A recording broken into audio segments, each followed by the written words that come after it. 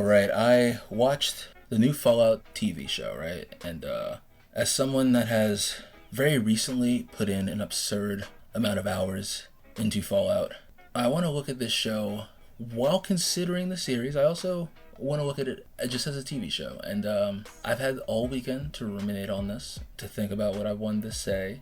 I haven't done one of these in a while, so please forgive me. I have a lot of thoughts. And one of them is, I'm very happy that this show is good. The second one is, I'm Halo fans. I'm so sorry. I'm so sorry.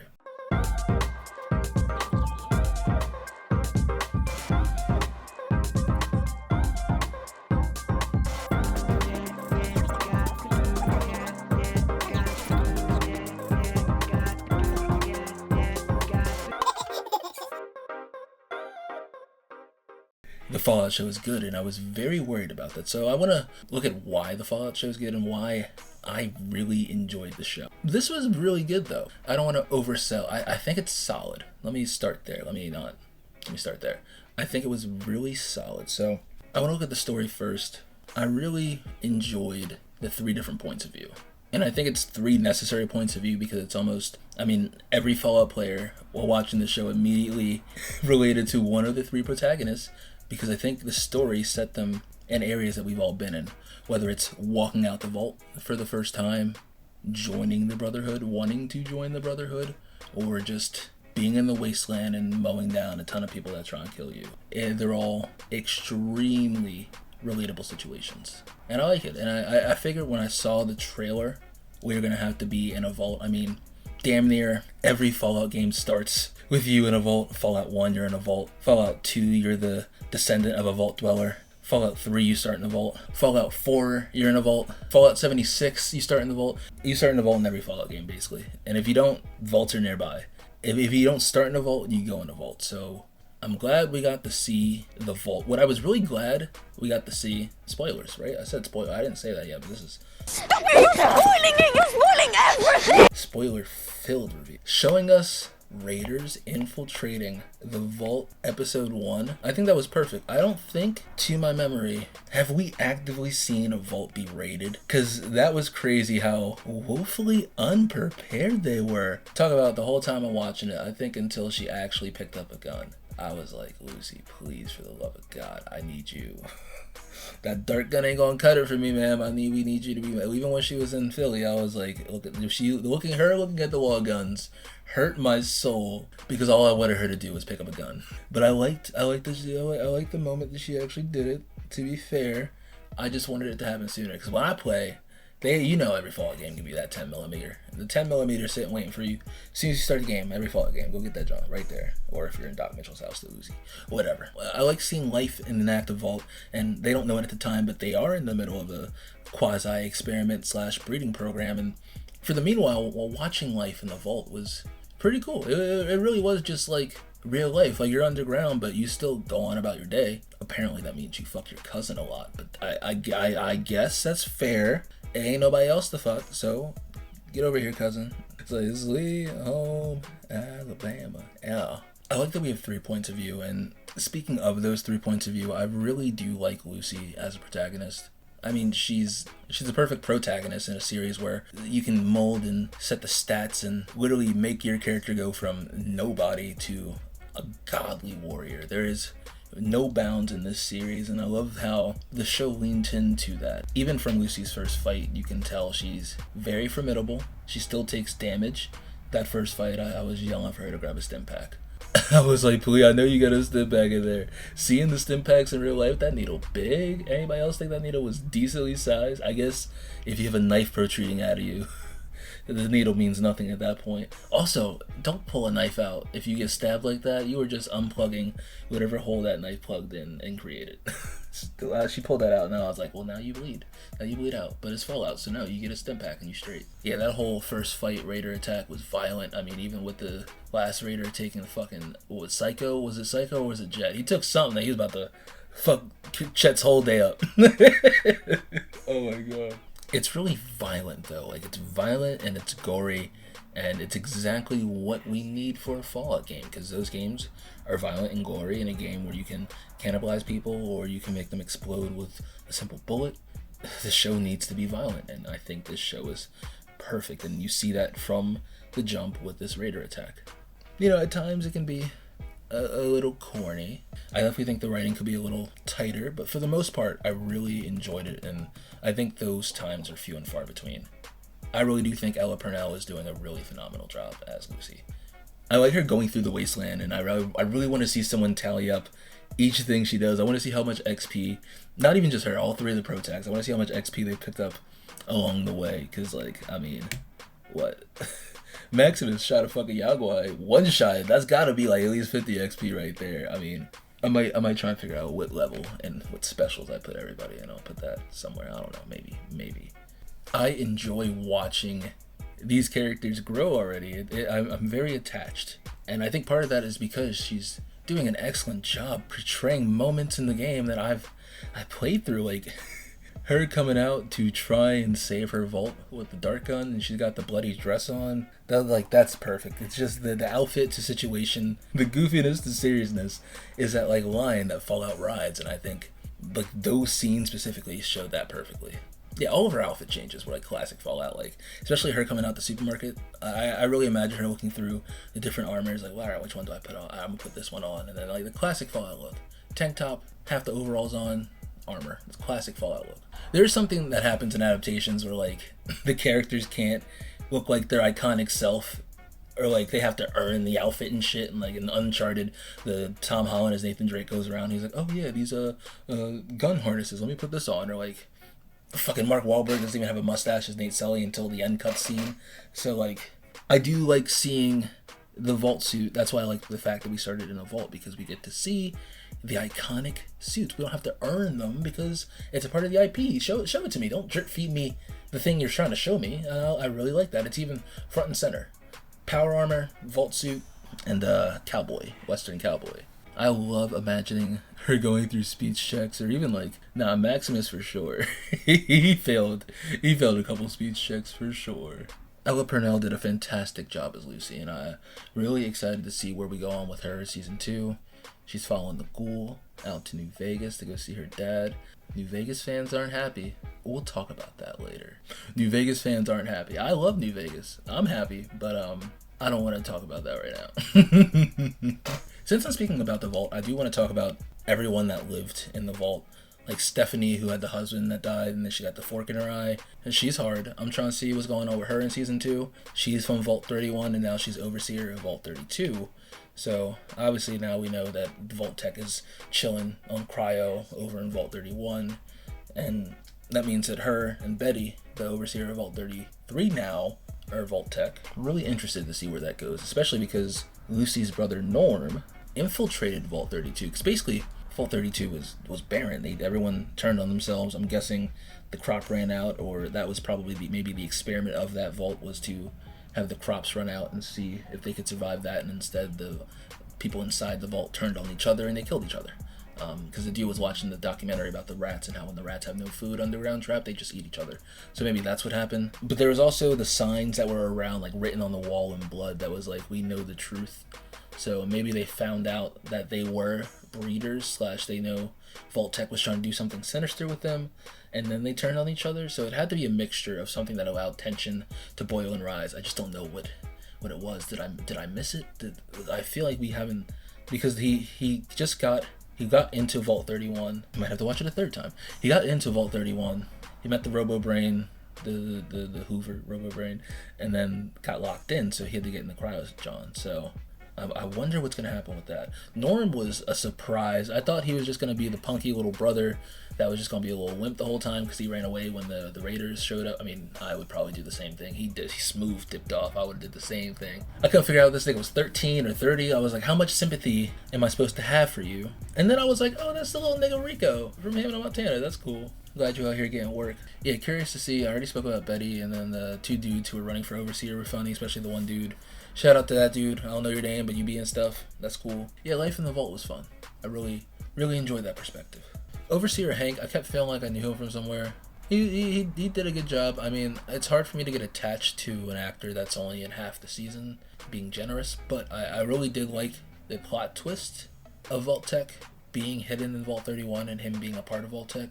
My only question, going away from just talking about the story, but more so about the lore, it was my belief that the Enclave was like the top official government people that were like the secret evil government people, and Vault-Tec were just scientists that were also evil. So, you know, like evil does what evil does and they go together. I thought Vault-Tec is a part of Enclave, and then I'm pretty sure in Fallout 2 you blow up all of Enclave to the point that in New Vegas there are just like 5 old niggas, and they are old. So whatever's left of the Enclave is old. One of your companions in New Vegas, damn, why am I blanking on his name? Come on, I love him. Damn. Arcade, oh my god. I forgot my whole point. Oh, his dad, Arcade's dad, was with the, like, he was born with the Enclave. So I figured Vault-Tec had these plans for the vaults, and they got some people to get in them, but a lot of vaults were unfinished, and I thought they were just caught with their pants down.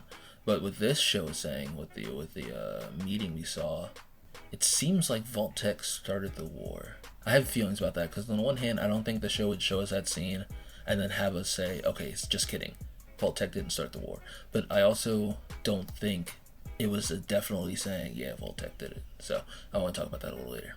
But no, the actor that played Hank, he was pretty cool. So just like Fallout 4 did, we start this game in the past, and I really like that. We start with Walter Goggins and his daughter, and you see him as a cowboy. The other dads don't really respect him, but you could tell that he kind of used to be somebody. And so you watch as a party, there's obviously tension because the news is like, the dude on the news is literally like, I'm not going to be doing this. Like, how am I supposed to do the weather if I don't know there's going to be tomorrow for the weather to even happen? What the fuck are you talking about? And then eventually you see the bombs drop, and it's kind of corny how they do it. I'm gonna admit it was really cheesy. I was like, come on now. But actually watching the bombardment of like southern LA was kind of crazy. So then Walter Goggins' character takes off with his daughter on horseback, and they dip off. And then that's another thing to be like, because his wife is a part of Vault-Tec.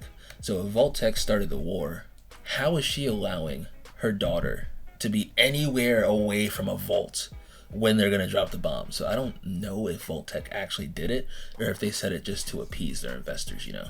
Walton Goggins is Cooper Howard / the Ghoul. Phenomenal. Another cheesy scene that I could have done without, if they would have, I don't know how to rework it.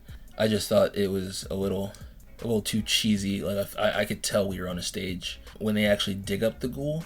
I thought that scene could have been done better. One of my complaints, I will say this, I do have a complaint about the series. I haven't heard anyone talk about this. It's not even really a complaint because it's not a big deal. One of my favorite parts about Fallout is just, and I don't know if this is like a Bethesda edition. I can't remember if this was in the first 2 games or not, and I haven't played any of the spin-offs like Tactics or Brothers so I only know the main series. But the 1950s feel, we got that with the music, and we have that with the aesthetics and the flashbacks. But I'm missing some of it in the post-war, both in the clothing and also like in the way that people speak. I know not everybody spoke in a 1950s way, and I know in Fallout 4 we kind of were getting away from that as well, but I think that I do miss that aspect of the series. It's something about how the world just decided that aesthetic was fine, and everything else moved on, but that stayed there. So it's just like, playing the games felt like you're opening up a time capsule into a futuristic version of the 1950s. And I wish we got a little bit more of that. Hopefully when we get to Vegas in Season 2, we do get more of that. I think Vegas itself allows to be more of a stuck in a time capsule type of situation, but we'll see. The Ghoul, though, back to him, he was a really, really good character. Like, watching him fight, especially, like I said, back in Philly, really felt like watching a character fight. Every scene with him, he was just, perfect. He's not a good guy either, which I really appreciate. Like, he's got a code. He's gonna do him. Like, whatever benefits him. Like, yeah, he was hunting that bounty, but oh no, I don't have my Ghoul go-go juice. So now I need to sell her so I can get some more juice. And also, that's something they've added, that ghouls now need juice not to go feral. Interesting. I don't mind it. It's a addition to the story for tension. All tension in a story is artificial because you wrote it, but it almost feels like artificial tension, like it's something that wasn't in the original source material that you've added. It's not that it's a negative, it's just that it's, I see what you're doing, but I don't mind it. But that's, it wasn't, it's fine. It is a thing though. we'll see how it plays out. Yeah, this man is wild. I mean, first of all, we saw him stab a dog, and then I was like, well, don't know how this show is going to get me to love him after I saw that. And then you heard the dog whimper after the fight, and they got the dog back with the stim pack, and I was like, dog meat. Every time dog meat get hurt, you just send him a stim pack. He'd be alright. I do like little hints and getting to see inside his character, like how he used to be a stereotypical Western hero actor, and then he got sucked into doing the commercials for Vault-Tec, and he was the original Vault Boy, but eventually he became disillusioned. And I do like how the flashbacks with him, I mean the flashbacks are phenomenal, and I don't know if it's because they are phenomenal or it's because of him, but every scene he's in, he steals it. And I like looking back and actually thinking about, Vault-Tec is propping up these vaults. And at first it seems altruistic, like, okay, humanity can survive with the vaults from Vault-Tec. They're doomsday prepping. But then you get down to the fact that they're selling it to the highest bidder, and now it no longer becomes altruistic, it becomes capitalistic. Survival goes to the highest bidder. Is that fair? How do you decide who gets to survive? Is it a lottery? Is it whoever needs it the most? Is it whoever is most fit to keep the human race going? How do you pick who gets to survive? And I don't know if I have the answers. I know Vault-Tec's answer was fuck-ass wrong, but I know I don't have the answers. So yeah, it's wild, and you see how he becomes disillusioned with that. And eventually, Cooper Howard goes to a meeting, and he spies on his wife, and as he's spying on his wife, he hears Vault-Tec talking to these Easter eggs, and, they're kind of worried, because they're like, listen, you're building vaults so people can survive the end of the world, but peace talks are happening right now, so what happens if we blow all this money on vaults we don't need? And his wife goes, we can make the end of the world happen. So I'm assuming that's how he gets disillusioned, and it's really just like, damn, bro, like, ultimate betrayal. Which, again, probably gives us a hint of how he's now divorced from his wife. But no, yeah, Cooper Howard was probably my favorite character of the whole show. And I really did like the show. There were moments in this show that felt like it was just ripped from the game. Like, I got that Wandering the Wasteland vibe. There were, like, situations that were, like, in-game situations. Like how Lucy's first interaction with someone, she's pointing a gun right in their face. Like, bro, we all do that. Like, literally, we be at the vendor buying shit. Like, hey, fam, let me get some stim packs and some bullets. You ain't got no bullets? No. Like how she's trying to talk to people while she's up in the surface and shit, and they're just straight up ignoring her. Because we've tried to talk to NPCs, and they've just gone about their day, just walking. No, it's perfect. Titus and the Jaguar, bro, dipped off. He dipped off on the plug. He said, fuck. He was on the ground like, help me. He said, help me. He said, you just gonna watch me get my ass beat? Maximus was over there trying to line up bats. He hit it with one shot, though. Oh, that was tough. Speaking of Titus and the Brotherhood of Steel, I was conflicted about this faction. The worst impulses of mankind concentrated in one insane backward tribe. The Brotherhood of Steel have a complex and often confusing and at times conflicting history. They damn near have been depicted so many different ways. I mean, it's kind of consistently just been a group of quasi-religious, ex-military, medieval-ish type of society that looks for old world technology and makes sure it doesn't go into the wrong hands, because they believe that's what started the First Great War. That's their core. I mean, that's probably the most consistent part of their core. But everything else about how they feel towards other people, are they saving humanity or are they just saving technology? Are they just kind of assholes that put a bomb collar on your neck and send you out into the Mojave? Do they send you on a suicide mission before you even get to talk to these niggas? Are they jockey assholes that talk down to you? Or are they noble knights that want to help the Commonwealth? What are the Brotherhood of Steel? And Fallout 4 is just like the fascists. That's what they are. Because Fallout 3, Elder Lions was more altruistic. The whole capital wasteland needs water. And I think a lot of people's first experience with Fallout is Fallout 3. And the Brotherhood of Steel in that game are equivocally the good guys. Like the Enclave and Eden are the bad guys, and the Brotherhood of Steel are equivalently the good guys. They're the ones that want to bring water to the capital wasteland. Now, that's actually not the only faction of the Brotherhood of Steel in Fallout 3. Fallout 3 also has the Brotherhood Outcasts. These were a split faction of the Brotherhood of Steel, members that opposed Elder Lion's Brotherhood of Steel and made their own thing. The Outcasts felt that Elder Lions had lost sight of the Brotherhood's true mission, the discovery and acquisition of advanced pre-war technology, and they thought this was being ignored, and they thought that instead their elder was trying to be the big hero, taking down all the mutants and bringing water to the wasteland.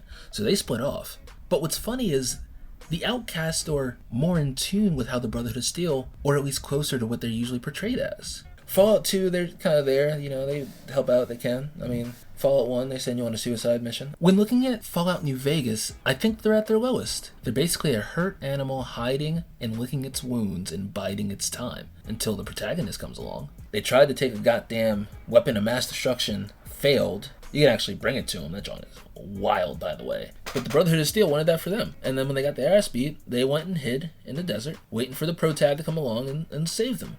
Or, like every single faction wants to do in New Vegas, blow them up. The NCR wants you to blow them up, and when you don't, because, I like the power armor and they're cool people, I have a problem killing people I like in video games. I always do the good person role. I'm sorry. But the NCR wants you to blow them up, and if you make friends with them and they decide to fight with you, and you go back and tell the NCR they're going to fight with you, they seem kind of annoyed you didn't blow them up. And you believed them? Do you have any idea how long we've been fighting those bastards? Ugh, Crocker will have a field day with this. He'll want to establish diplomatic relations with them, for Pete's sake. If you side with House, there is no option to not blow them up. You need to blow them up if you side with House. They're a terrorist group, basically. Militant, quasi-religious fanatics, obsessed with hoarding pre-war technology. Because they're ridiculous. Because they gallivant around the Mojave, pretending to be knights of yore. The world has no use for emotionally unstable techno-fetishists. Just wipe them out, will you? Don't tell me you've fallen for the stories of noble paladins on crusade, preserving mankind's technology in a benighted age. Dross. I think the same thing with Caesar. But the truth is, they're hoarders. They hoard technology. It's been 200 years, and they still have the mentality of scavengers. They say they're preserving these technologies, but for what? They have no vision. They offer no future. They're a dead end. The Brotherhood of Steel is complicated. And then, like I said, in Fallout 4, I don't want to say equivocally the bad guy in Fallout 4, because I personally believe synths, at least Gen 3 synths, are humans. I mean, I helped a goddamn robot fight off real-life human raiders so he could launch his boat 200 feet, a little bit, like 2 blocks down the street, and a little bit higher. So obviously I care about robots. If they have opinions, if it has a want and a request, I feel like we should honor it within reason. You feel me? For example, right, if my toaster woke up and said, please don't use me no more, I wouldn't use it no more. And then that's it. We just get a new toaster. So for me, in Fallout 4, the Brotherhood of Steel were the bad guys. But also, they're the most notable thing about Fallout, the IP, and it's on the cover of 5 out of 6 of the games. So it is hard to nail down what the Brotherhood of Steel is. And while I am conflicted about what this iteration of the Brotherhood of Steel is, I can accept it for being that maybe this is what this faction has led to, because it seems like it's very fratty and very bro-y. And yeah, they can be assholes, but they've also been a brotherhood. And our first shot of them is them kicking the shit out of Maximus and beating his ass, and the knights are dicks to the squires, and it's like, alright, that's what they did in the medieval times. Even their elder is just trying to grab power. The conversation he had with Maximus in the tent at the end was like, that nigga just want power. That's it. Him and Maximus, that's what he said. On some Palpatine, Darth Vader type shit. And I didn't like that. It was like, but also, it's not that I didn't like it. I was just conflicted because I was like, damn, alright, bet. You know what? This is their version of it, so we just gotta rock with it. I did dig his character, Elder Cleric Quintus. He seems like the perfect person to lead this cult-like Brotherhood of Steel. Even though they're usually a cult, this feels a little more cultish. The offer he made Maximus did sound a little tempting, and technically, Maximus did complete his objective, but I'm about to talk about him in a little bit. I just want to see more explored with Elder Cleric Quintus. Low-key also, I just want to say this real quick. There's a lack of women in the Brotherhood of Steel in the show, and that's not to be on some, I know people are like, oh, woke, whatever, and which is like, yeah, whatever. I don't care. I like inclusion, and I think representation matters. But also, I think there's plenty of evidence in the games that women have always been a part of the Brotherhood of Steel in some capacity. And I might have missed that in the show, so if I missed that and you could point it out for me, I will be very glad about that. But I noticed it's so heavy. Maybe that's just this iteration of the faction. They use pronouns for Dane. I love Dane. Poor Dane. They didn't want to go in the wild, so they cut their foot. Saw some people saying some real nasty shit about Maximus when they thought it was him. When you look at the games, there have been women in different positions, especially as knights and as paladins throughout the game in really important positions. Actually, that's a big thing about Fallout, is that when the apocalypse happens, it doesn't really matter what's between your legs, but how well can you survive, and can you shoot a gun, can you talk, can you luck, can you do what it takes to survive? And it's a big point in New Vegas too when you look at the NCR, which has a lot of women in high positions of power, a lot of really competent women, and then you look at Caesar's side that has no use for women except for being slaves and being breeders. It's a disadvantage for them. So Fallout is a show that believes that it doesn't matter. When you need bodies, you need bodies. So it just felt weird for me. It felt off. Okay, maybe we didn't see them too, because a lot of the nights we only saw one night, and it was bitch-ass Titus. So that's fair too. So, it is what it is. We just gotta wait for season 2 to see what's up, and I'm fine with that. This is my stream of consciousness, so that's just something I saw. I wanted to say it. It was funny how they handled Titus. He was imposing, but he's human. He's tired. He don't want to go on no more Radiant Quest. This man saw Yaguai, punched it in the face, did like 10 HP of damage, and was like, oh fuck. He said, I'm cooked. He did what we've all done. You go to Quarry Junction. I'm not supposed to be here. Said, my bad, y'all. I'm clearly in the wrong place. Either way, I do like what we got for the Brotherhood. And speaking about them, I said I'd get to him later. I wanted to talk about Maximus. He's a very interesting and very complicated character. I relate to Maximus. Oh, shocking. God. I really like Maximus. That might help because I saw him in another show. He was in Disjointed, which is like a guilty pleasure of mine. It's not a good show, but it's about a dude who owns a weed shop with his mom. And hilarity ensues. It's alright, man. It's a guilty pleasure. I say what I say. So, he was a familiar, surprising face. He plays pretty much the same character. Just a little more goofier in that show, and a lot more stupid in this show. Oh, dude. Maximus is so complicated. I really did see him as someone that was trying to live up to his dream of being a knight, wanting to live up to the hero he saw as a child, but he made some very, very dumb decisions along the way. And I do feel for him. I care for him. He's captured at the age of like 7, 8, 9, 10. No education. Religious indoctrination, military indoctrination on top of that, constant bullying. It's wild. The scene where he didn't know what sex was kind of irritated me a little bit, because especially if the Brotherhood, it's fine, I guess. I just feel like they would know what their reproductive organs is. Or even the scene earlier where the dude was like, he was fucking by chickens. How would Maximus know how to react to be grossed out about that if he didn't know what fuck it was? Or maybe he only knows it as fucking? I don't know. I get what the scene was there for. It was there for humor. But it made me be like, why is he so... Maybe because I want him to smash. That's why I was like, why are you so dumb right now, nigga? Just... Stuff like that makes him hard to relate to. It seems like he does know what the right thing to do is, but his trauma is pulling him in so many different directions. Like, yeah, he wants to honor the Brotherhood of Steel. He just makes dumb decisions. He left his power armor just chilling, bro. I was screaming the whole time. And I'm a hypocrite because I just did that the other day. I might put that right here. Because I literally just did that the other day. And I was fighting some raiders. And I was like, yeah, pow, you're dead. Yeah, pow, you're dead. And I looked up and I saw a nigga in my power armor running at me.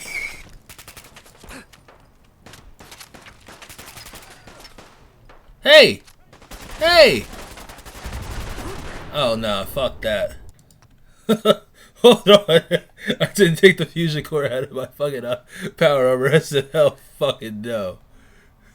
I know better than that. I was like, quit, reload. Because you gotta shoot the power core to eject it. So yeah, I can't say you're dumb when I've done the same thing. But then when the Brotherhood of Steel called them and they're like, hey fam, where Titus at? The lie. One, you do gotta lie because the Squire is supposed to actually give his life for his knight. So if the knight die and the Squire don't die, you ain't do your job. I'm not saying that's fair, because I don't think it's fair, but that's what it is. So you can't be like, oh yeah, Titus did. You gotta say some other shit. But you do have to lie, but the better lie than Maximus died. Nigga, what? So they sent this nigga another Squire. They sent Thaddeus, which I'm so glad they sent Thaddeus. His character was phenomenal. I love Thaddeus. I cannot wait to see what's going on with him in Season 2. Just found this out. The nigga that plays Thaddeus is 41. Shout out to him. I like that he felt remorse for bullying Maximus. I think Maximus got him back when he stepped on his foot. And a world like Fallout as well, where you can live without a foot or get a robotic foot or just put a stim pack on, I really don't think the ramifications, it was gnarly, And I'm glad it worked out for Thaddeus. It could have been really crazy. And I don't think jumping a nigga a couple times on a military base equates to you lose your whole foot. That's not what I'm saying. That's wild. But I understand in this ultra-violent wasteland world where they live why he thought, I need to kill Thaddeus right now. And they was going to be on site too. Like, Thaddeus was about to murder Maximus. Actually, probably Lucy too. But that nigga had VATS on 100 and luck on 0 because he missed every single shot. Nah, I can't wait to see what they do with Thaddeus because he got his foot fixed by that doctor that was fucking the chickens. And I'm pretty sure he got injected with FEV. So we might see Mutant Thaddeus season 2. I don't know.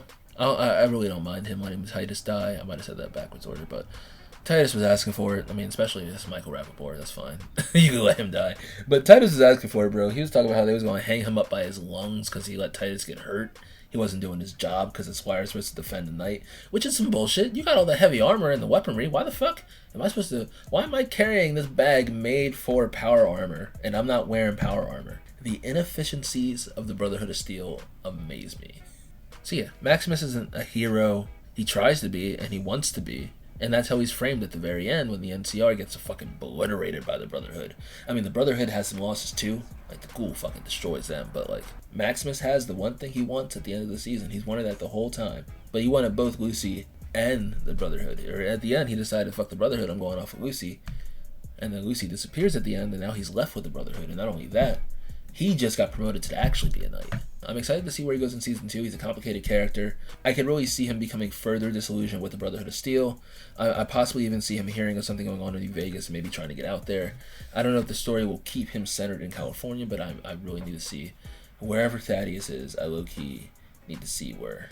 No, they don't need to be together. Let Thaddeus have his own adventures. That'd be cool if he's just like a wandering mutant. But like, I need to see him as a mutant, and I'm very excited to see what Maximus does in season 2. They do love those Tony Stark shots, don't they? Halo did the same thing. Whenever you put a character in a mask and a suit, it's like, no, we paid a lot of money for you, nigga. We gonna see your face, but I loved how it actually did look like how the helmet looks in Fallout with the HUD. That was perfect. You can see how much of the fusion core he left. When Thaddeus stole Maximus's fusion core, that was such an OG move. That was perfect. He said, "Key, yoink, mine." Maximus picked the wrong time to tell him. And then he looked this man dead in the eyes and said, so we gotta get our story straight. I hear you talking about we a lot, or you speak French now. I just got here. You gotta get your story straight. I'm gonna tell him what I saw, which is I got here. He branded me. If you gonna tell him either before you brand him or like a week later. Don't do that shit right then. The pain is still hot. He gonna be mad from this. He gonna have every reason to be mad at you and be like, and he branded me. Bitch ass this nigga. Yeah, no, bad decision, bro. So yeah, my final thoughts, I really am staggered by just the amount of detail and the number of Easter eggs. I mean, every other scene, I felt like this dude. Like, I knew everything. I was like, bro, like him. Like that. And Easter eggs everywhere. I can have see people being like, there are too many Easter eggs, but I thought it was perfect. I enjoyed the story. The humor was good.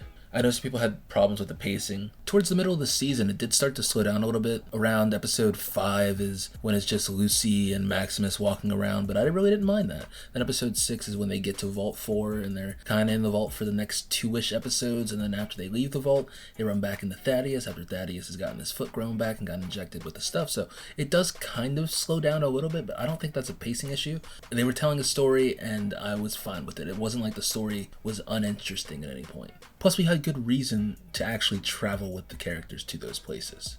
Just because one, again, showing us things we've seen from the game, from you need stim packs to go on, so let's stop inside the scary building and see what loot we can find in here. Also, when we got to be in Vault 4, got to explore the vault and see Vault Tech's fucked up, gulper, baby, mama-eating type monster, the monstrosity in there, just to once again show that Vault Tech isn't incredibly fucked up, and I'm very glad that punches weren't pulled. It was like, yeah, like, hey, we're not good people. It did feel like at the end, speaking of Easter eggs, when Vault Tech was pitching to the executives or the investors, hey, you could do whatever you want in your vault.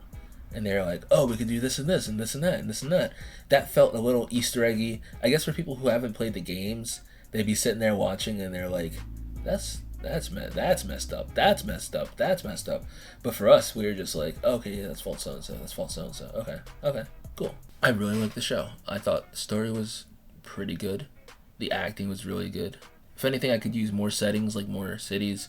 Philly felt a little compressed, a little too small, but I get it, filming restraints and stuff like that. But I'd love to see bigger, more rundown areas. Aside from all my tiny nitpicks, I thought the story was really, really, really good. Let's talk about Vegas, baby, because that's where we're headed.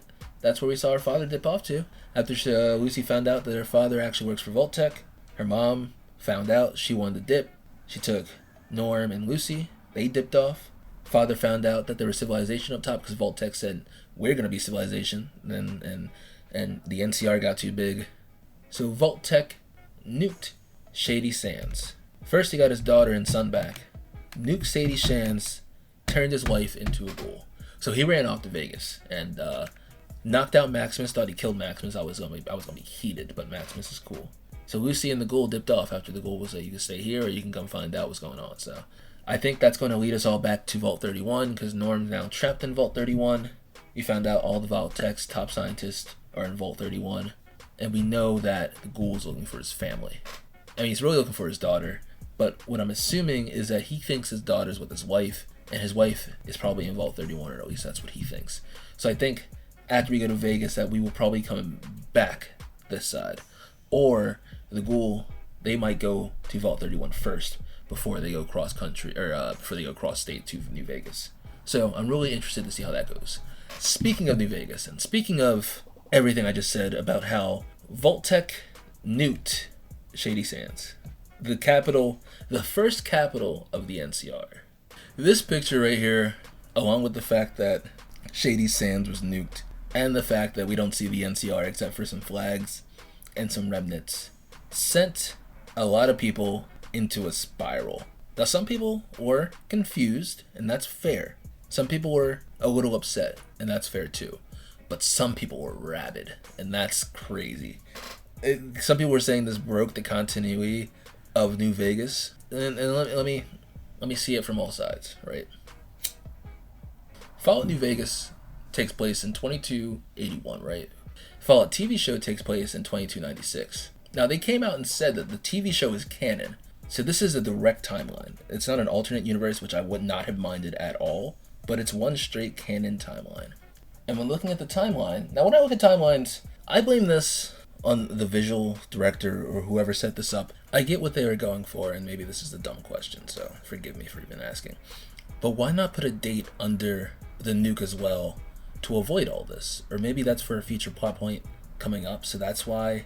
It just feels like people who experienced the bombing are actually living in Vault 4, so they would remember the date very vividly. If we remember all these other dates leading up to it, surely you remember that date. It just felt weird that there was no date on it. It was just a picture of a mushroom cloud. I just think it's confusing, and it's probably supposed to be open-ended. I really don't think it's supposed to be a set date. I don't think it's supposed to be 2277. People keep saying, like, the fall of Shady Sands started in 2277. And as long as it fell after the start of New Vegas, which is 2281, I can accept that. But damn, that's crazy, right? This is where I say I can understand why someone would be upset about it, is because typically when you say something fell, like if I ask you, what date did Rome fall? Yes, you could be like, well, Rome started to fall here, but the question I'm looking for is, what was the last date the Empire of Rome existed? So when I see the fall of Shady Sands, and I guess that's a framing issue, but it's what I see is that was the last day Shady Sands existed. And in the picture right next to it, with no number under it whatsoever, is just a big mushroom cloud. So it's not like they're making anything up. It's not like they just saw something and ran with it. Because I've seen a lot of patronizing things like, you guys just don't know how to read timelines. And it's not that, it's that, look at how the mushroom cloud's drawn. It literally, I get that it could still be at a later date and have it just be, now this led to that. And that's what I think it means. I think that had to have happened around 2282 or 83. I don't think it's definite, but I do understand the NCR was some people's favorite faction. And they're not upset about the fact that the NCR fell. If we're being honest with ourselves, the NCR is a faction that was going to fail. There was character after character after character that tells you The NCR is corrupt, the NCR is inefficient, the NCR is stretched thin, the NCR is going to fail. People tell you to your face, hey, the only reason I support the NCR is because the Legion is going to make me a slave. If it wasn't for the fact that they were going to make me a slave, I wouldn't support you. They have a lot of hostage supporters, basically, is what they have. But in real life, the NCR has fans. And I'm gonna be real with you. The NCR was an actual noble faction. I think it'd be the best option for the Mojave. I think Yes Man is the worst option for the Mojave. And Independent Vegas is basically just anarchy. Legion is an obvious reason why the people who make slaves shouldn't run the area. And I really don't trust House. I don't like anybody that's going to quote Mussolini to my face and then be like, yeah, he's going to be a good leader. Like, that's the dude I want to put. The dude that's quoting the dictator. I want him to be the leader. No. So I do think the NCR is the best option. And I think House wants to have his whole capitalistic empire with New Vegas. And like, but it's more of a, it's me, nigga. I'm the leader. I have the last say. So as long as my old ass crippled body's here, I'm in charge.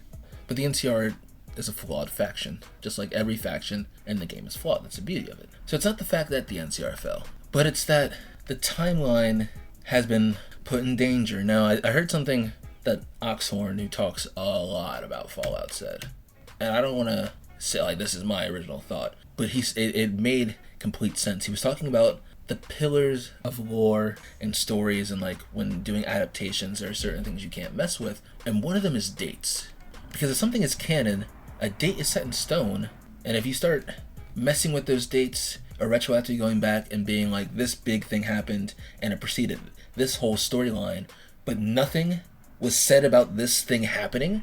Like, for example, if Shady Sands fell in 2277, if Shady Sands was nuked any time before 2281, that is a continuity error, which is what a retcon is. Retcon is not a good or bad thing. It is just changing the continuity. So yeah, if it's nuked before 2281, it's a continuity error, because you're not fighting for the Hoover Dam if your first nation got nuked. And I've heard a lot of the arguments that the NCR is not going to disappear just because one of their cities get nuked. They're bigger than that. That's true, but you're certainly not going to continue to fight a war on this front. Not in a post-apocalyptic world. You're bringing everyone home to reassess.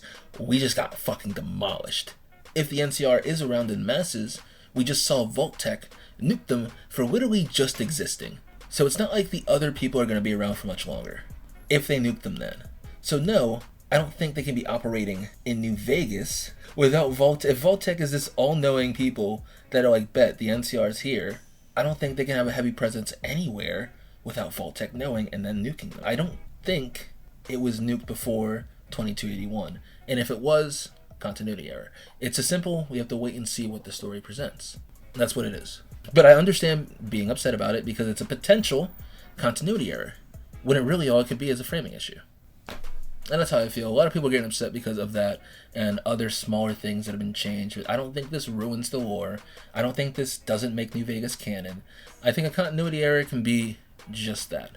They made a mistake, or they didn't think about it, or it was a framing issue and that's the way we're seeing it. Either way, the games are still good. At the end of the day, you know, one of the biggest reasons I thrive off games like Sims, open-ended games like RPGs like Fallout, is the end is what I make it. So if my end doesn't jive like with what's canon, like for example, my canon ending is the NCR ending. Guess what? It's not really jiving like that right now, and it's looking like it's a House ending. That's fine. See where it goes. That's all I gotta say. I think the show is phenomenal. Season 1, I would give it an 8 out of 10. Maybe 8.2, but I cannot wait for Season 2. Thanks for watching, guys. My name's Cliff. This has been a Fallout review, because I don't have a name for this. This was me rambling for an hour. Well, editing. I don't know how long it'll be real life. But thank you. Oh, God. Did not want to come down there.